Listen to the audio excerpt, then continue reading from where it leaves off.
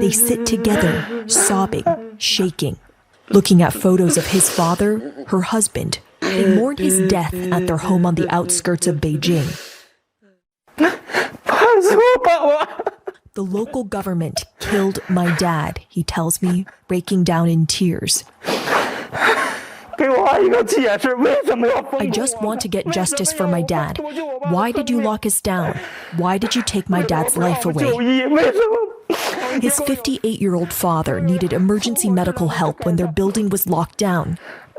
He says there were no COVID cases in the building, but China seals off entire neighborhoods, even when there are only suspected cases nearby.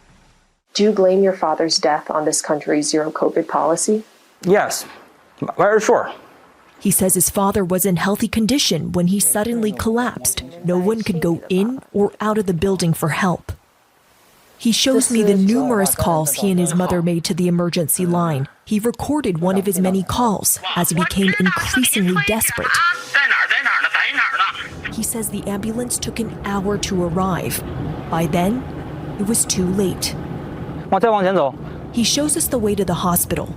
It took us about 5 minutes to get from his house to the hospital, less than 2 miles away. When his father was sick, he had 4 relatives waiting outside his building, begging to go in and drive him to the hospital, but they wouldn't let them in.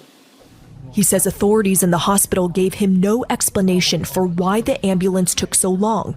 All they gave him was this document stating the date and time of his father's death. His mother, unable to speak, overcome with grief. She cries like this day and night. Why are you taking the risk to speak to us?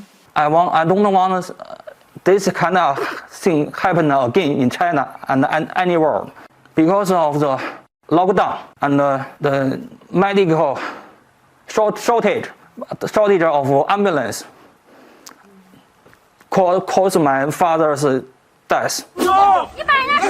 Outrage in China is mounting over the human costs of the country's draconian zero COVID policy. China carefully counts every COVID death, but not the countless people who've died because they couldn't get emergency care during lockdown. Authorities have acknowledged many of those cases, but they usually blame poor enforcement of zero COVID instead of the policy itself. Before his father's death, he fully supported the country's zero COVID policy. But the local government's execution of the policy is beyond reasoning, he says. It's inhuman. He shows me his favorite picture of his father, surrounded by family. His son, who was closest to his grandfather, now struggles to eat or focus, he tells me. The corner of his room piled with lettuce, potatoes, leeks, and canned food.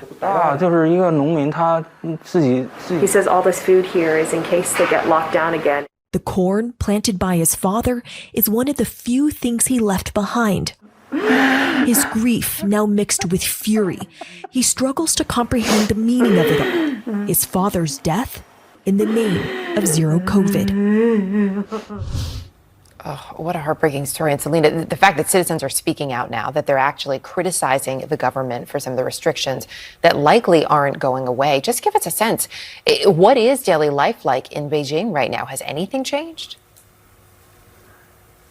Well, Erica, I feel like I'm getting deja vu with all of these cycles of locking down, then reopening. Right now, more and more buildings are locking down. And while at this point I can technically step outside of my apartment, there's nowhere to go with few places remaining open. And you have to line up for a COVID test every 48 hours to enter any public area. There's still a lot of fear about getting COVID because if you do, you become a pariah. You and your close contacts going to quarantine, your whole building or neighborhood locking down, Erica. Oh, Selena, appreciate the reporting as always.